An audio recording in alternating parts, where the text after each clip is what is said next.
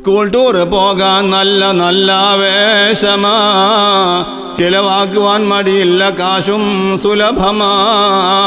വരിസംഖ്യ ചോദിച്ചാൽ പിന്നെ പരാതിയാ, എന്നും തിടുക്കം തന്നെ കിശാകാലിയാ.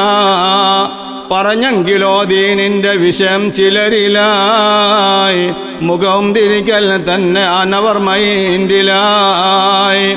പിന്നീട് കാശും എറിയല ഹോസ്പിറ്റലിൽ, താങ്ങാൻ കഴിയുന്നില്ല ബില്ലും അവിടമിൽ.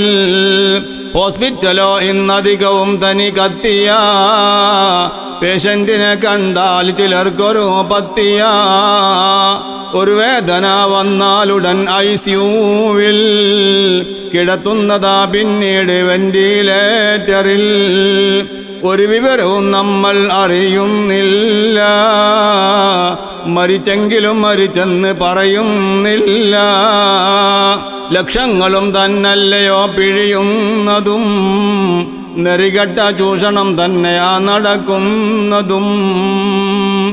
അസുഖത്തിലായി കിടക്കുന്ന രോഗികൾക്കൊക്കെയും നൽകട്ടെ ശിഫയും റബ്ബ് നല്ല അവസ്ഥയും. പ്രസവിക്കുമെങ്കിൽ തന്നെയും ഓപ്പറേഷനാ, കേൾക്കുന്നതാണിവയൊക്കെ നമ്മൾ ദൈതന. പാവം ജനങ്ങൾ നിസ്സഹായർ തന്നെയാ, നടക്കുന്നു വഞ്ചന എത്രമാത്രം ശക്തിയാ. ആരോട് പറയാനാണ് എന്തൊരവസ്ഥയാ, ഏതേതി സംഗതി നോക്കി ഈയൊരു രീതിയാ. പെൺകുട്ടികൾ പ്രായം തികഞ്ഞവരിന്ന് ധാരാളമുള്ളത് തന്നെയായി കാണുന്നേ. ടൗണിൽ മുഴുവനും പെൺകുട്ടികൾ നിറഞ്ഞുള്ളതും തന്നാണ് ഈയൊരു കാഴ്ചകൾ. വിവാഹത്തിന് അവർ തയ്യാറല്ല, മാതാപിതാക്കൾക്കതിൽ റോളും ഇല്ല.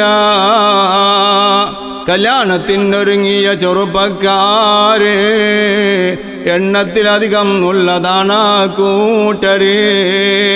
വർഷങ്ങളായി തിരയുന്നു പല പല നാട്ടിലും, ഒന്നും ശരിയായില്ല അവനൊരു നിലയിലും.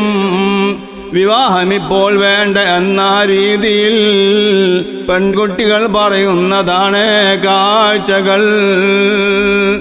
വേണ്ടുന്നതാണ് അവർക്കൊക്കെ സ്വന്തം ജോലിയും, പഠനത്തിലാണ് മിക്ക പേരും എവിടെയും. അവർക്കുള്ള സ്വാതന്ത്ര്യം ഹനിക്കും എന്ന തെറ്റായ ധാരണ ഉള്ളിലുള്ളത് തന്നെ. ഇത് ഇന്ന് വ്യാപകമായി തന്നെ നടക്കല, പ്രപ്പോസലും ഖൈറായതൊക്കെ ഒഴിക്കല.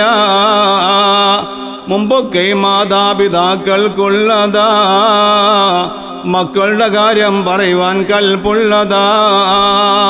ആ ധൈര്യം ഇന്നില്ലെന്നതും ഒരു സത്യമാ, വിപരീതമായി കാണുന്നതേറെ ചുരുക്കമാ. വിഷയങ്ങളിനിയുമുണ്ട് പൊന്നെ പാടുവാൻ, അതിനൊക്കെ സമയം വേണ്ടതാണ് കേൾക്കുവാൻ. തിരുമുസ്തഫ നബിക്കും സഹാബത്താലിനും സലാത്തും സലാമും ചൊരി റബ്ബേ എന്നും.